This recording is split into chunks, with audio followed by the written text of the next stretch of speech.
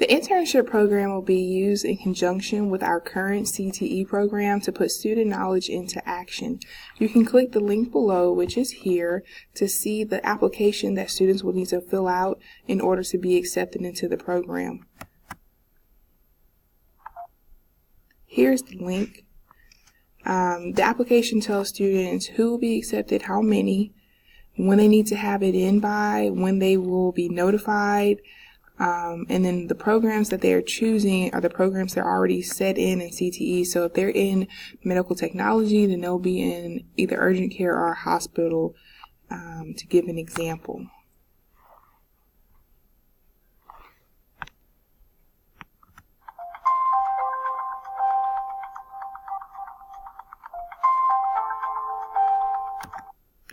Our current demographics have 263 students in our CTE program, 52% being Hispanic, 36% being Black. With these students, we see a real emphasis on immigration factors and socioeconomics and family support and expectations. So what this means is we have a lot of students who are coming into the country who need work experience.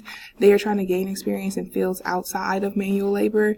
Socioeconomics plays a huge part in what the students can afford to do. So the program and going through the school is really important for them.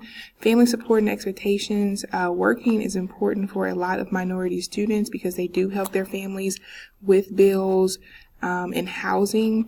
Our goal is to ready our students for the real world by giving them real world experience and building community partners so that we can expand our program outside of our first inaugural year.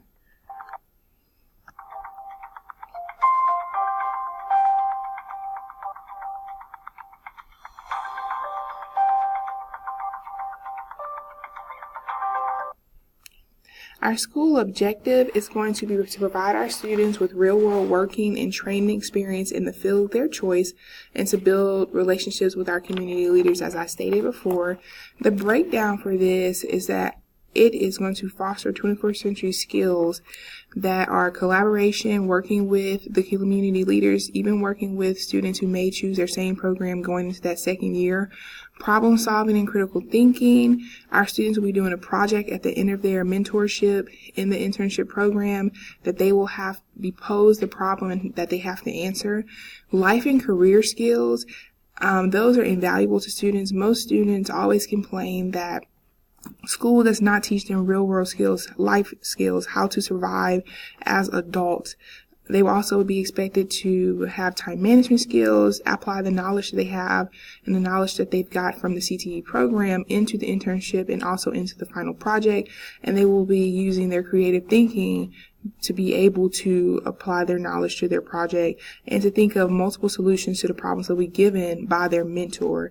The cultural competencies we're going to see are the ability to work with others outside of their age range, and to work with others in programs that they believe they want to go in. It's one thing to look into a program and say, yeah, I want to be a doctor. And it's another thing to work in a hospital with other people when there's expectations and working with other people from other cultures, other people who have different beliefs than you do. So they'll get a taste of that with this program. It's also going to include their awareness of self, the things that they want to do, their families, their cultural background, their history. A lot of kids tend to lean towards, things that they are used to. So if they come from a family of construction workers, they're going to lean towards that. So it's going to really have them delve into what they like, what are their interests, and where those interests lie. Positive attitudes are important, not only in this program, but for our students as a whole as they go out into communities. Maintaining positivity with themselves and with the program leaders. And then self-efficacy is a mainstay in this program, teaching students how to be self-motivated, because you don't always want to go to work.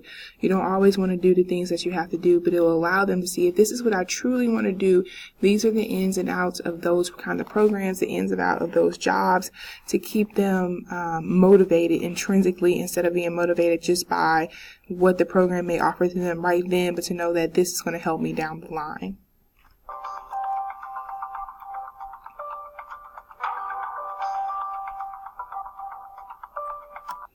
We're going to get there by initiating the work. So week 1 through 7 of the program is a mentoring, shadowing part of the program. They will be doing administrative duties where they will be following the people they are working with. If that's filing papers, if that's doing the little nuances here and there, and they will be posed questions, setting them up to get ready for the student project that will be from week 8 through 16, which will be broken down based off of our school calendar. So if we're out of school, then the students will not be there as well. How we're going to do week 1 through 16 is we have late arrival on Thursdays. So on those late arrival days, they will be bused to their job site where they will work for those 2 hours before they come to school. So they will get a certain amount of hours before the program is over, which can lead to things like scholarships. It can lead to permanent job situations, certificates. If they're in cosmetology, I know the biggest one is getting a certificate to actually be a cosmetologist when they leave. So they'll be working in a local salon that's around the corner from the school, gaining real experience. At the end, students will do their project-based learning or problem-based learning depending on what program they're in. Medical might be more problem-based and cosmetology may be more project-based. So it depends on where they are. They will have to present that project in front of not only the company but the school as well. And depending on the success of that project and the grades they receive, it will determine their grade for completion for that project and for that class.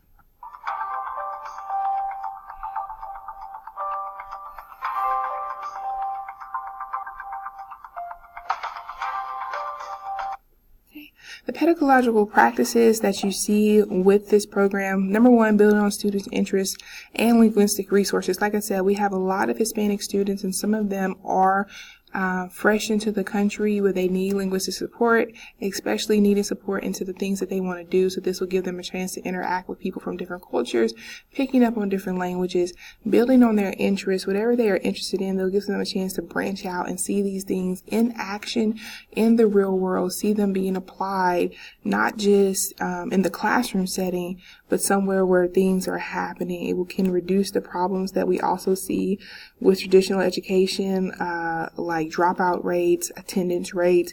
When they're able to do something that they're truly interested in, they will be there and show up for that.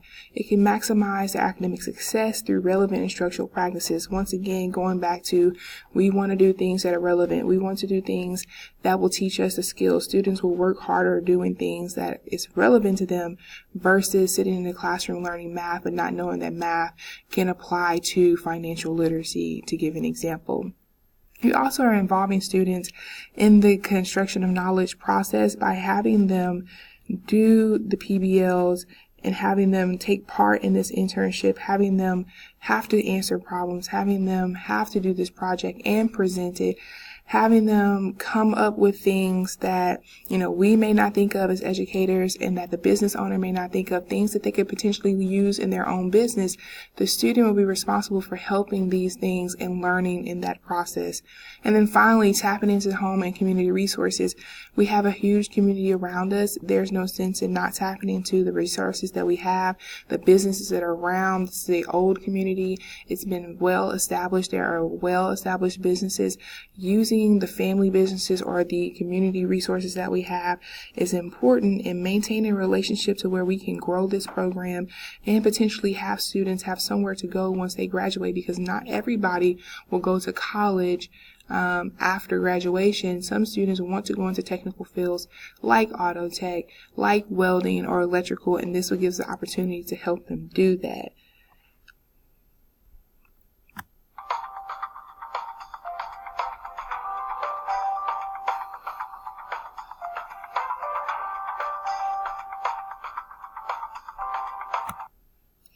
For innovation and creativity, our program will provide those through encouraging students to play with ideas and conjectures about possibilities.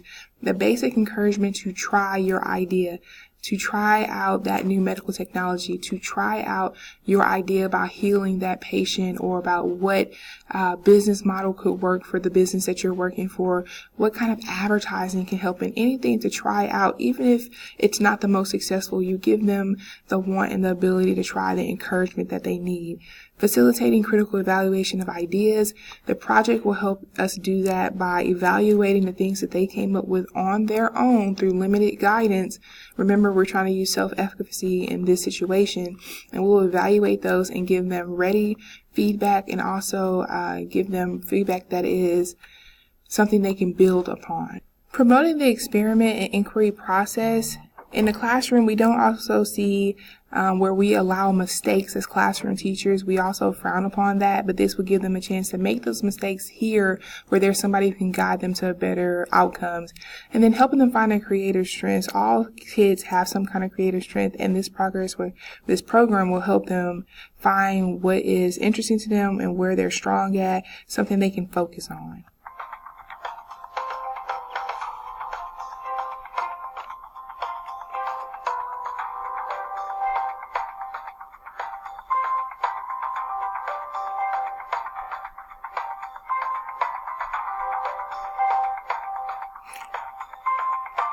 Thank you for coming to my presentation, and hopefully we can institute this program.